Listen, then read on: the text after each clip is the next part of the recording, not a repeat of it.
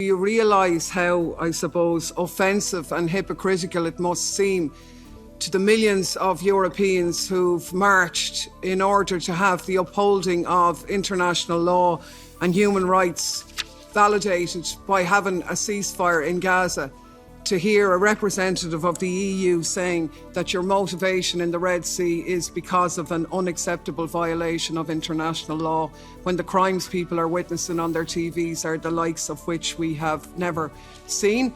And EU authorities have not only not done anything, but have been openly declaring that they are prepared to ignore the outcomings of the International Court of Justice. So how is that upholding international law? And is the lives of people not more important than commerce? I think as well there is a bit of a problem with talking about peace in Yemen when we have illegal acts being perpetrated by our so-called like-minded partners and 3 member states supporting them.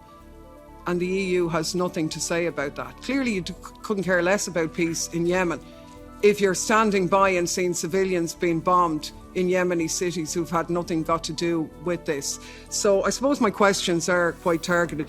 Do you accept the claim by the Yemenis that they are only targeting Israeli ships and those destined to part of the occupied Palestinian territories, and that they are doing that in order to exercise pressure on Israel, a pressure which the EU could have done economically, for example, by suspending the EU-Israel Association Agreement and taking other efforts? They also say that their actions will stop once humanitarian aid is allowed to get in and access the people of Palestine who desperately need it. Again, a situation upheld by international law. So would it not be more productive to engage in that diplomatically rather than using it as an excuse for more militarism in the area?